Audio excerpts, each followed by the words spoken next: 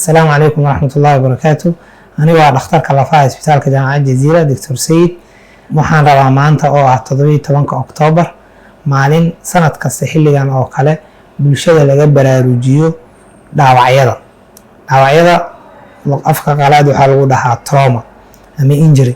marka maalintan waxaa loo asteeyay in bahda caafimaadka ay bulshada ka wacyigeliyaan sida looga hortagi lahaa iyo wixii la sameyn lahaa haddii uu dhaawac dhaco. dhaawac wuxuu noqon karaa waxa uu yar noqon karaa waxa inaad kuftid, lugta ku laabanto, ku murgacato, ama inaad jabtid, in xabad kugu dhacdo, in midi ku mudo, in qarax kugu dhaco, in qofka gubto iyo wax kasto. xataa dhaawac waxa noqon karo dhaawac maskaxiyan ah, qofka tusaale ahaan mental trauma inay ku dhacdo.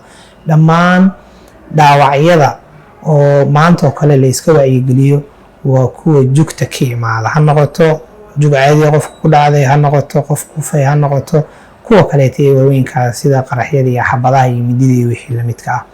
marka waxyaabo kala duwan ayaa ugu muhiimsan oo bulshada la gudboon inay sameeyaan. waxyaabahaas waxaa ka mid ah si loo yareeyo dhaawacyada waa in badqabka iyo waxyaabihii yareynaya lagu dadaalaa. waxyaabahaas marka 4 shay lagu soo koobaa.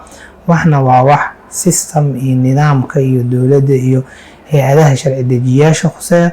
waxna waa wax bulshada ku noqonaya in mas'uuliyad la is saaro, qofka markuu gaariga wadaayo, qofka markuu uu socdo, dadka waayeelka oo kale guriga joogo meesha lagu xanaaneynayo in laga ilaaliyo, inay ku kufi karaan, inay ku sabiixan karaan, ilmaha in dabka laga ilaaliyo.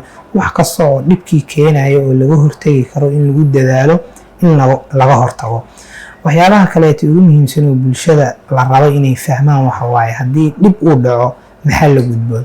waxaa la dhahaa dadka markay dhaawacyada ku dhacaan, Soomaaliya oo kale waxaan dhihi karnaa dhaawacyada ugu badan shilalka iyo qaraxyada iyo wixii uu xabad ka yimaado waa waxa ugu badan ee loo dhinto.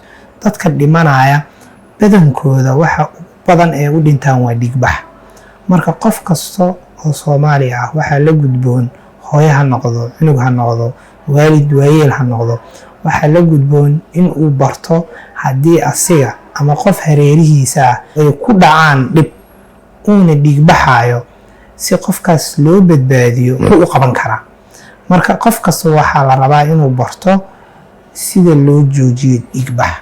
waxyaabaha ugu fudud oo aad sameyn kartid waxaa ka mid ah haddii ama adiga ama qof geeskaaga joogo ee wax ku dhacaan, qofkaasna meesha ay dhiig ka socoto, waxa ugu dhow oo dhiigaas aad ku cadaadi kartid maraha ahaato, suuf ha ahaato, garankaaga ha ahaato, soo qabso meel la cadaadi karo. haddii ay tahay labada gacmood saar cadaadi.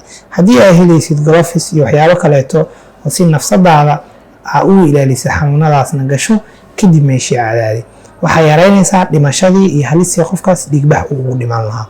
waxa labaad oo la sameyn karo waxa waaye haddii dhiigaas uu ka socdo adimaha ama gacmaha ama lugaha, waxa ugu dhow ee aad ku xiri kartid si dhiigbax uusan u dhicin qabso, ha noqoto suunkaaga, ha noqoto garankaaga, ha noqoto laanjo ama xarig ama wax uun meeshaas. kadibna waco markii dhiigii la xakameeyo. haddii qof hareerahaaga joogo bahda caafimaadka ku waco, haddii isbitaal uu ku agdhow yahay ama number ambulance aad taqaanid waco, qofkiina si degdeg meel loo geeyo. marka waxaa muhiim ah in bulshada ay ku baraarugto maxaa la gudboon, maxaa muhiim ah in la sameeyo qofka haddii wax emergency oo la gudbo. marka wacyigelinta maanta kaliya kuma koobna. isbitaalka jaamacadda Jazeera wuxuu markasta duubaa fiidiyoyo wacyigelin oo YouTube-ka iyo Facebook-ga iyo dhammaan meelaha kala duwan ee social media isbitaalka la geliyo, bulshadana lagu baraarujiyo xaaladaha taagan. waxaan rajaynaynaa in dhammaanteena mas'uuliyad iska saari doono sida aan ku yareyn lahayn dadka markasta maalin kasta nooga dhinto shilalka, maalin kasta nooga dhinto xabadaha ama qaraxyada. ugu yaraan qofkaas wuxuu qaadi karaa mas'uuliyadda inuu dhankiisa wax qabto. waxna waa wax anaga nagu xiran qof kasta, waxna waa wax naga weyn haddii aan lahayd amniga, haddii aan lahayd waxyaabihii kaleeto. marka insha Allah aan ku dadaalno inaan dhibaatada yareyno, aan ku dadaalno inaan dhigbixi yareyno, aan ku dadaalno in aan xilligii bukaanka isbitaalka la geynayo aan dedejino oo aan dadaalno. waxaan rajaynayaa insha Allah sanadka xiga in tirada dadka Soomaaliyeed ee u dhinta dhaawacyada iyo dhiigbaxa ay yaraan doonaan. Assalaamu calaykum.